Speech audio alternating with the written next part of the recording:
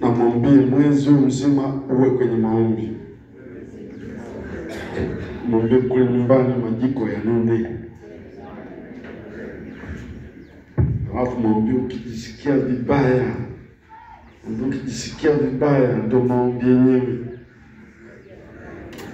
Jamani, amina. Tumeshaomba na watu wengi watatuhudumia, lakini mimi ndio nimeanza. Na kama nilivyosema asubuhi, nazungumza the power of morning glory, nguvu za maombi ya alfajiri. Na leo tulipiga hatua fulani, lakini bado tuko mwanzo kabisa. Kesho tutasonga mbele zaidi. Asubuhi, habari njema ni kwamba itikio la maombi asubuhi ni kubwa.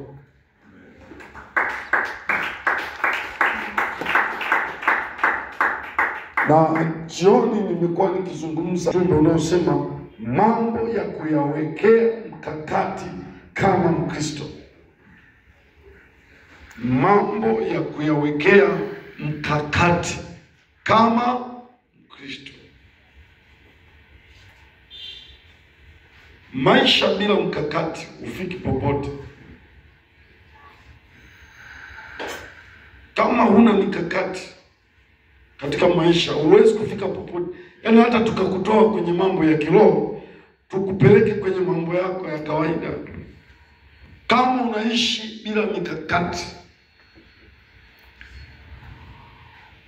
huwezi kufika popote.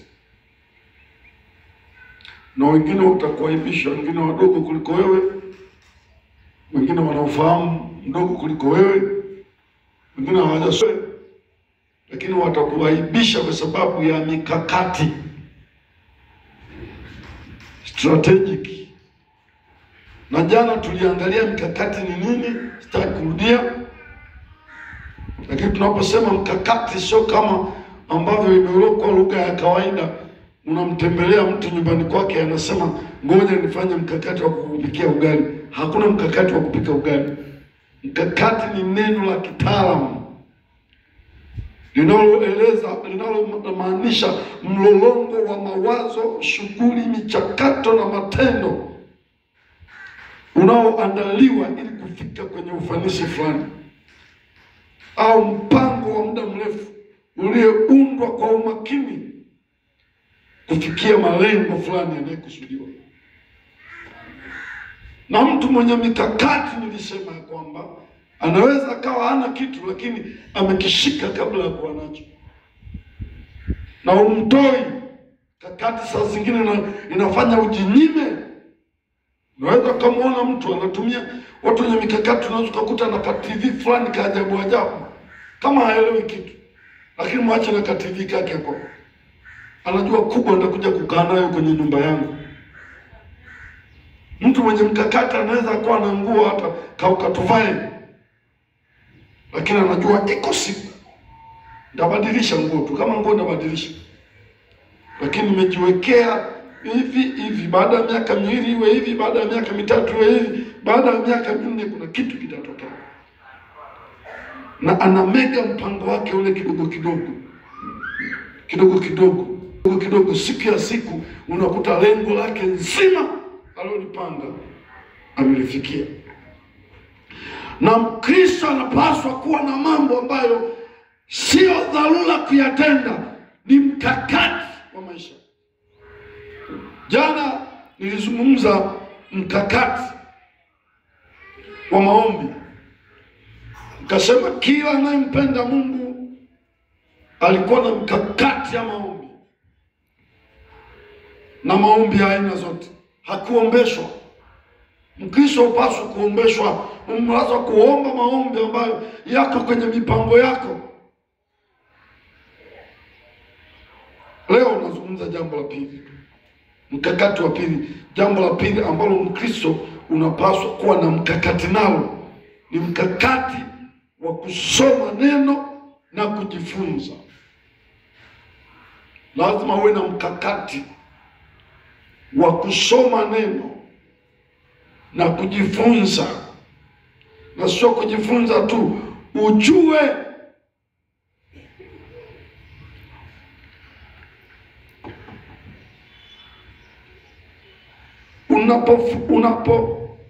Unapokosa elimu kwa kile kitu unachokifanya, ni uharibifu mkubwa. Mwalimu anatakiwa awe na elimu ya kutosha kuhusu walimu wake, na kila wakati atabukua matabu na matabu yaongeze ujuzi kwenye kazi yake ya walimu. Mpishi anapaswa kuwa na elimu ya kutosha kuhusu upishi wake, la sivyo atafeli, hatafika mbali. Lazima asomee taaluma yake. That's why wanawapeleka saa zingine mafunzoni. Yaani karibu kila kazi duniani ina nyakati za kwenda kusomea.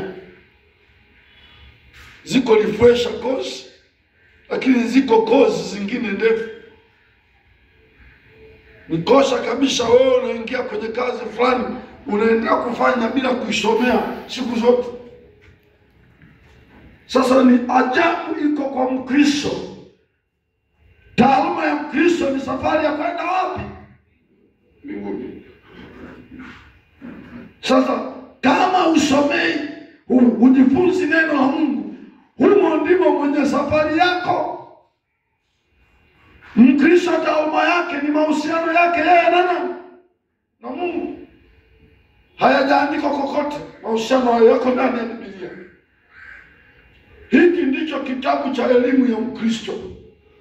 Yaani Mkristo yote vile unavyomwona alivyo, kilichomsababisha awe hivyo ni hii. Jamani, amini. Kwa hiyo lazima uweke mkakati wa kusoma na kujifunza na kulijua neno la Mungu. Nakupa mistari kadhaa ili tupate nafasi ya maombi. Dakika zetu zinakimbia kidogo. Kitabu cha Wakolosai 3:16 inasema neno la Kristo na likae kwa uchache. Likae kwa nini? Kwa wingi. Muulize tena, kuna neno neno kwako linakaa kwa wingi? Muulize, una neno kwa wingi? Hata mitano unaweza kutuambia haraka. Ukasema kitabu fulani kinasema hivi, kitabu fulani kinasema hivi. Tupe misali 10 ya haraka hapo. Tupe misali ambayo inaonyesha misali maalum kwa ajili ya mambo maalum ya kujua. Misali inayohusu wokovu. Tunasema mtu anatakiwa kuokoka. Tupe misali inayohusu wokovu. Tupe misali inayohusu uponyaji. Tupe misali inayohusu kusamehe. Tupe misali inayohusu kupeleka injili. Unayo? Tupe misali. Yaani kuna vitu vingi. Misali unayo? Biblia imekuwa mashariki, wewe uko magharibi. Na huna mkakati wowote. Kitabu cha Luka sura ya 4 mstari wa 17. Luka 4:17. Inasema akapewa chuo. Akafungua chanabisha, akafungua mahali palipoandikwa Roho wa Bwana juu yangu. Wala wauliza, Yesu anapotafuta mahali palipoandikwa Roho wa Bwana juu yangu, alikuwa anapajua ama hapajui?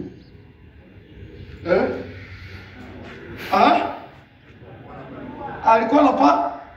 Kwa hiyo anapofungua Biblia anafungua huko, anaangalia kwamba natafuta mahali palipoandikwa nini? Roho wa Bwana juu yangu. Kama angekuwa hajasoma unaweza kutafuta kitu usichokijua. Yaani unatafuta cadet kwenye kabati huku unajua cadet huna. Natafuta gauni kwenye kabati huku unajua gauni unaweza? Huwezi. Kwa hiyo Yesu alikuwa msomaji wa maandiko na alishapitia kitabu cha Isaya andiko linalosema Roho wa Bwana yu juu yangu. Sasa akaona hao watu walivyokaa na wanavyonitilia mashaka, ngoja nichomoe mstari mmoja kati ya mstari naye nijua. Na nadhani ni uzoefu wa watu wa Biblia, si ndio? Uzoefu mlionao. Ukifika sehemu linakujia andiko ulilosoma, si ndio? Utaona linakujia andiko linalosoma uliowahi kulisoma, kwamba hapa silaha inayotakiwa ni andiko fulani, lakini ulisoma kama hujasoma. Siku moja nakumbuka kikao kimoja kizito sana cha familia. Baba anasema leo ndio mwisho wa kubaki hapa nyumbani, unaondoka. Sina mtoto mlokole kwenye familia yangu, unaleta uchulo kwenye nyumba hii, unaondoka na utatafuta baba yako mwingine. Lakini mimi tangu leo sio baba yako. Kakasirika mzee mpaka nywele zimesimama namna hivi. Wadogo zangu wa kike wamekaa hapo wanasikitika, wanasema baba unanikaka. Acha imani hilo, utamkosa baba. Nilikuwa nimesoma mahali panasema baba na mama wameniacha, kilichofuata ni nini?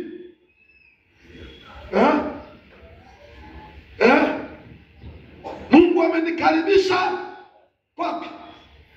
Nikawaambia pale imeandikwa baba na mama wameniacha, lakini Mungu amenikaribisha kwake.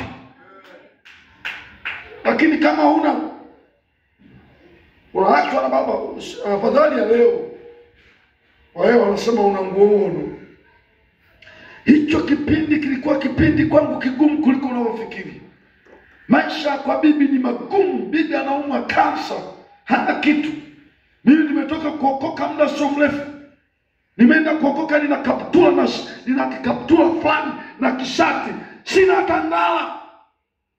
Nikasema kuna baba, nasikiaga kuna baba. Wacha nitafute niende kwa baba. Sijamuona baba kwa mpaka nimemaliza darasa la 7. Nikasema kuna baba, nikimbia maisha ya umaskini. Mamangu haisha kuishi na baba. Mamangu alimmoja huko. Na yule mbunge hayuko tayari kukaa na mtoto wa kambo. Nyinyi wa baba wenye watoto wa kambo nyumbani waheshimuni. Ndio kinasia hapo. Ndio kinasia. Na nimesaidia wadogo zangu wote. Mimi nimesaidia wadogo zangu. Lakini walikuwa wanaona kama kijamaa fulani hivi.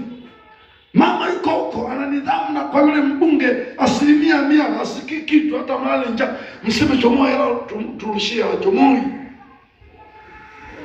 Nikaona nimetoa kwa baba, nikaona pale angalau pana uhakika wa ugali. Naweza hata nikalala kasehemu. Kumbe baba yangu ndio huyu. Sasa anakatisha kikao. Anasema leo unaondoka, yani narudi kwenye ngozi. Narudi kwa bibi mwenye kansa ambao wadudu wanatembea mwilini na waona. Nikaishi hapo. Chumba kina harufu, unafikiri chumba cha maiti. Ni mnajua maisha. Wengine tuacheni tutumng'ang'ania huyu Mungu. Nikamwambia baba, imeandikwa baba na mama wameniacha, lakini Mungu amenikaribisha kwake. Akasema sawa, nenda kutafuta babako. Nikasema mimi nitawaambia baba yangu ni naye alinikataa kwa ajili ya wokovu. 11 asubuhi akasema amka, nikaamka. Tuondoke, nikaondoka. Yaliyoendelea huko siwezi kusema. Lakini neno ilikuwa nimeshasoma maneno ya Mungu. Jamani amini. Jamani amini. Maneno. Na nilisoma mimi nimbarikiwa. Swali fupi nilirudi baadaye nyumbani kwa bibi. Kwa sababu nilishindwa kustahimili pale. Shida iliyopo mzee haelewi chochote.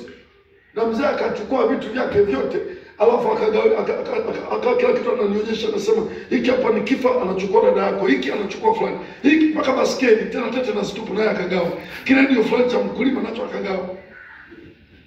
lakini nilisema mimi ni mbarikiwa, sitakuwa masikini.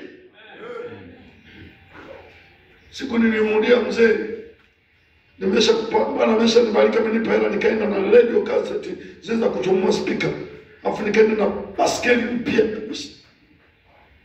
na nikaanza kumpa endesha hiyo. Kile kinyitete nasikia kipupe pembeni kina msongo, lakini hata pedali. Kati ya watu wameendesha baskeli sana, mimi nimeendesha baskeli mkoa hadi mkoa.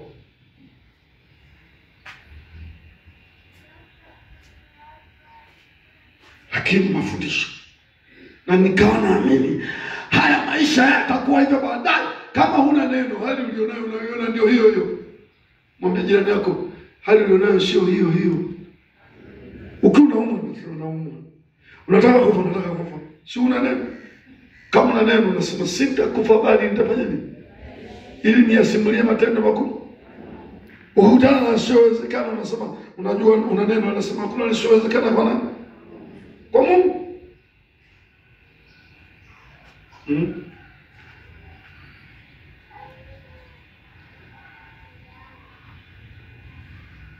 Sasa Mkristo asiyesoma neno, asiyejifunza neno, atakosa vitu vingi, lakini miongoni mwake ni hivi: atakosa kujua haki zake za msingi. Wagalatia 4:1. Atakosa kujua haki zake za msingi. Inasema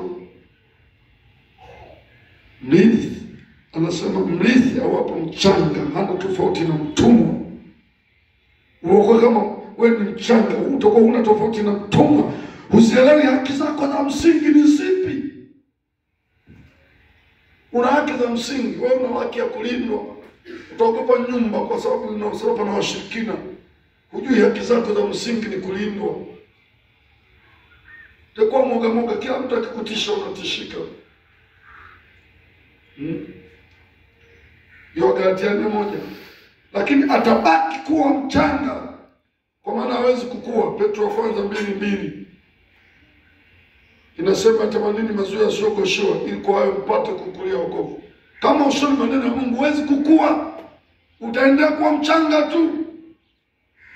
Lakini jambo lingine, hawezi kuwa msaada kwa wengine, hutasaidia wengine. Tuna rundo la watu wanahitaji msaada wetu. Sasa tutawasaidieje? Mliwahi kusikia ule ni wimbo ule wanasema kama mwanangu kuwa nikutume? Ni maneno, ni wimbo.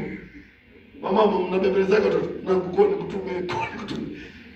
Kwa hiyo asipokuwa huwezi kumfanya kumtuma. Petro Timotheo wa 2:2. Hawezi kuwa msaada kwa wengine, lakini hawezi kuwa mtendaji. Filipi 4:9. Hawezi kuwa mtendaji. Na jambo lingine, atashindwa kujua nyakati na majira. Daniel 9:2. Utapitwa na wakati, hujui nyakati na majira, hujui.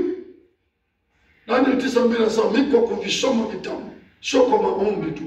Kwa kusoma vitabu nilijua muda wa kukaa utumwani umeisha. Ina maana Daniel asingesoma vitabu ungekuwa Israeli wako utumwani mpaka leo.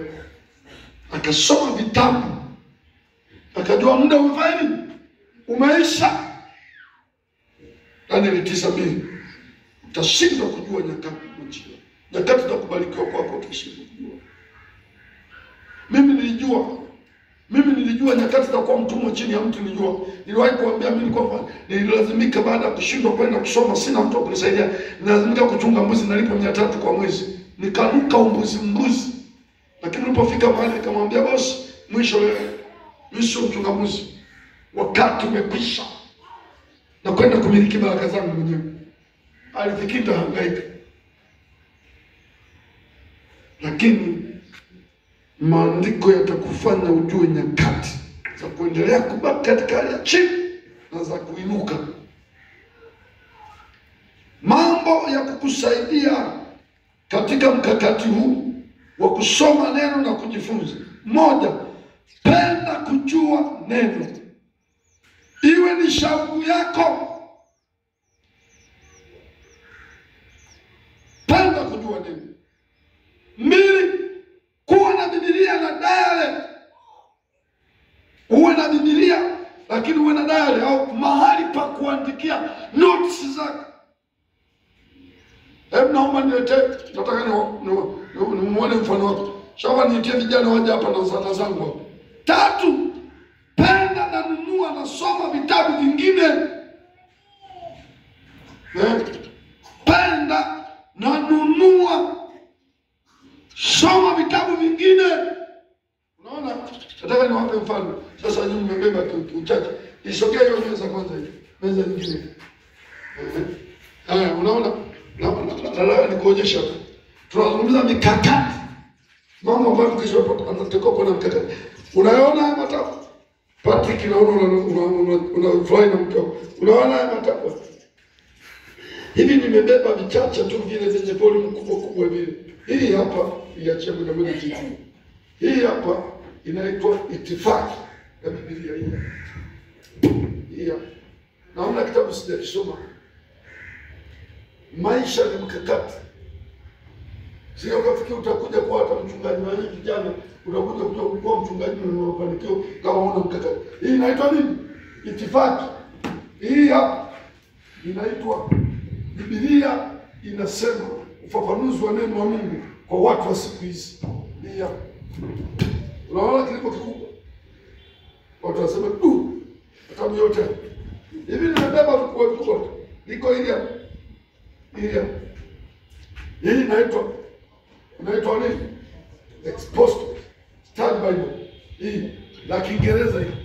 Maneno yote aliyosema Yesu au alisema Mungu yana alama nyekundu. Kwa hiyo unaweza kusimama ukasema Yesu anasema, kumbe mimi najua hilo ni shetani ndio anayeongea. Ila wewe unasema Yesu anasema, kumbe aliyeongea hapo ni shetani. Kwa hiyo maneno yote aliyosema Yesu yana alama zake.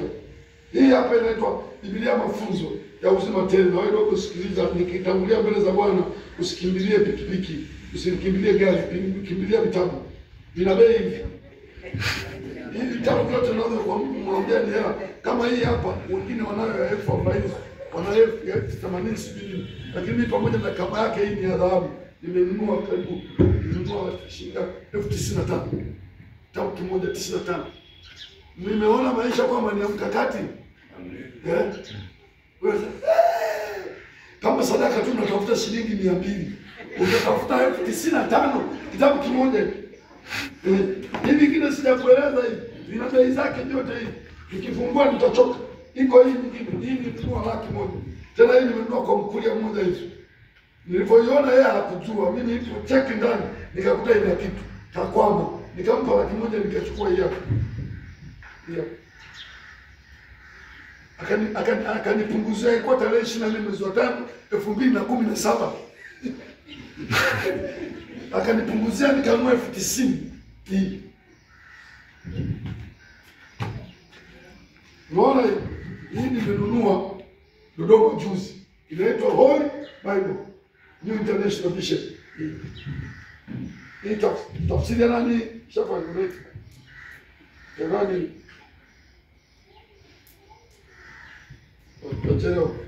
natafuta Kiingereza fulani nikijue. Na nyinyi mnaosema kinapanda kuna wakati.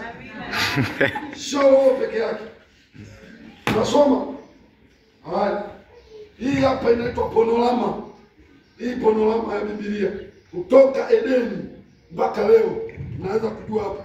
Kwa hiyo mimi nikianza kufundisha nieleze nyakati tutamajira tuliopitia, vipindi tulivyopita. Hiki hapa kinaniongoza kutoka mwanzo hadi mwisho. Hii ni Biblia nyingine, Holy Bible nyingine, hii nyingine. Unaona? Hivi ni vichache. Yaani hivi hata robo ya vitabu vyangu havijafika ambavyo viko hapa na ambavyo niko navyo nyumbani. Hizi zote mnazoziona ni diary, baadhi ya diary tu. Zote hizi. Yaani Mungu wote umeandika mkono wangu kinajaa unachukua hivi vyote. Muulize jina lako, wewe uko hivyo? Ni mnafikiri mnasema yule anasema riziki mantasha sijui msema. Yao na mtu unaweza kufanikiwa tu. Hii ndio habari nyingine mbaya. Kwa sababu hii sasa ni kwa vitendo. Mpaka dai imepunyuka namna hii. Humu wote nimeandika. Nimeangalia kuna na mchoro mwingine. Naona imeandikwa hapo nje. Utekelezaji, ukaguzi, upimaji maendeleo. Mbona hayo unaona majedwali haya. Jedwali la sasa haya hao wasomi wanaelewa, wanaweza kunihurumia kabisa kwamba kwa ngazi yako ya QT hii utapasua kichwa. Kwa nini uongo? So nikikuleta hapa nasema pasa utapasua kichwa. Sasa hii ni mwaka 2000 na ngapi? 2000 na ngapi? Ni 2000 na ngapi? Ni makuu. Niangalie hii ya mwaka gani?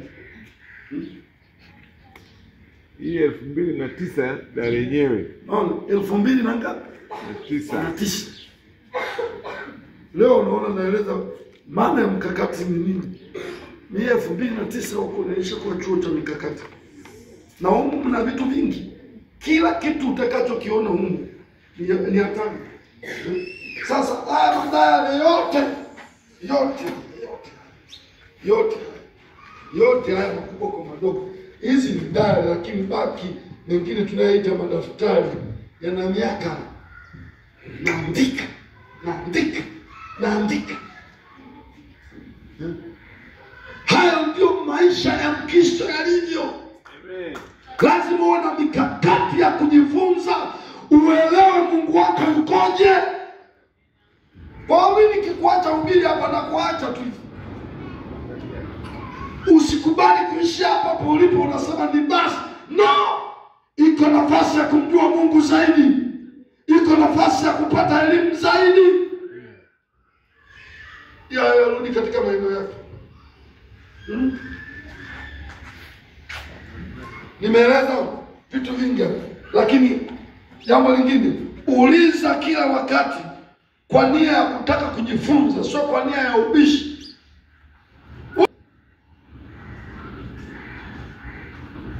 Uliza maswali kwa nia ya kujifunza, sio kwa nia ya bishi.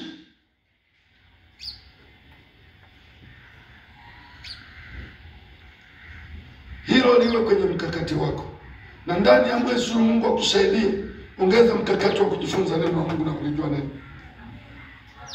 Kama unijui neno utakuwa duni sana. Hili ndio maelekezo yetu watu wa Mungu. Neno la Mungu ndio maelekezo yetu. Neno la Mungu ndio ustawi wetu. Kuna vitu vingine tunayekushauri tukikuangalia tunaona ni hujachimbua sana neno ukanielewa. Humu kuna utajiri humu. Humu ni zaidi ya chuo kwa wafanyabiashara.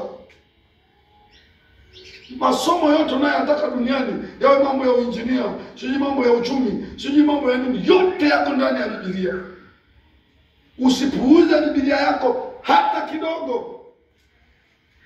Anapozungumza neno la Mungu kwamba litakuhekimisha, halina maana hekima ya kusema kwa kweli mimi nimeona hapa una makosa. Sio hekima hiyo inazungumza. Hekima pia inaonekana katika kutenda tu mambo. Yaani hata mipangilio ya mambo yako unavyofanya, ujuzi wako wao unahesabika ni hekima iko mpaka na kwenye ujenzi. Sio iko kwenye kuongea tu. Maana wengine wao wanafikiri hekima ni kuongea tu. No. Mtu kisikia amehekimika, amemaarifika, amepata maarifa, yamo ndani ya Biblia. Na kibaya sana mchungaji Makungu, heri hata waliosoma wanang'ang'ana na mambo ya Biblia. Wasiosoma kama mimi ndio wanataka wabaki na ule ujinga, waendelee kubaki nao. Wewe ambaye elimu ilikukwepa ya dunia, hii ni elimu kubwa sana. Inaweza ikafidia mapungufu ya uliokosa kule. Mtu yoyote aliyetoka sifuri kwenye elimu ya duniani, akija kwenye elimu ya Mungu, anaweza kufidiwa pale alipokosa. Hasa mjui. Hao watu waliosoma kuna wakati wanakushangaa kweli. Na wateule mlivyo mwamba, unakaa na mtu una chochote huko jikoni, hata muulizaji kwamba huyu amesomea chuo cha kupika, hamna. Utakuta unaingiza tu na mabakuli yake, unakatakata matunguu, unaenda na sketi lako. Hawaulizi, madamu nimejazwa Roho, na umbishie kwamba hatukaangi hivyo vitunga. Ndio wateule walivyo. Akutana mtu amesomea masuala ya nani ya ujenzi, utaona yuko juzi. Mimi kuna kitu nilikuwa naongea nikaona aibu, kwa sababu nikajua niko na mtaalamu engineer wa masuala ya maji yuko hapa. Lakini ashukuru Mungu ananipaga hekima. Mwingine anaweza kumuongoza mafunzo. Hivyo hapo naye ni mwaso wenyewe. Ndio nakuona kuangalia tu. Lakini mimi nilimuuliza, akasema, "Ya, nifanye kazi na zile za Roho." Anakuangalia tu bwana. Hata hii bomba, unajua tulikuwa tunaongelea madaraja ya mabomba. Nikataka kutia kelele. Roho akaniambia, "Uko na mtaalamu wa bomba hapa." Uko ni chini. Sasa unaweza kukuta watu wanakuangalia tu, wanaanza kama hawajui, lakini wanakuangalia tu. Unamkuta mteule, hata mgambo hajakimbia, anaweza kuongelea silaha. Mwanajeshi uko hapa na mwangalia. Ulokole umetufeva fulani hivi, tukikaa wote hivi tunajiona kama tuko sawa. Kumbe tuna watu ni wataalamu, wanajua vitu. Si twende tu tukacheze kibole huko. Sasa rafiki yangu, na kuomba boleka, tunacho chuo cha bure Biblia. Isome kwa makini, sikiliza mafundisho yako. I'm telling you, utapanda daraja kabisa. Utakuwa hivyo ulivyo. Kuna kitu kitaongezeka kwako. Nisiendelee muda kwa ajili ya kutafuta nafasi ya maombi. Nimezungumza sehemu moja, tunazungumzia masuala ya dawa. Kila mtu daktari hapa. Kunywa panado mbili kunywa sana maji. Mimi mwingine nikamwambia unataka, niliwahi kuumwa muda fulani. Kila mtu anasema ninywe maji, nikasema sasa kitumbo kitakuwa kama chura sasa. Kunywa maji ni maji tu, ni maji. Siku nikasoma mtaalamu anaeleza muda wa kunywa maji na namna ya kunywa maji, ndio nikajua walikuwa wananiambia ninywe maji hao. Mpaka usiku nalala yanalia kila anakuja kunywa. Lakini wako taalamu wanakueleza kiasi cha maji kwamba unapaswa kunywa maji wakati mwili unahitaji nini? Maji. Kama uhitaji ukinywa huku mwili bado umeshatosheka maji, ni makosa. Lakini siona sawa, kila kitu tunajua. Hapana, turudi kwenye Biblia, turudi chuoni. Amina wateule wa Bwana.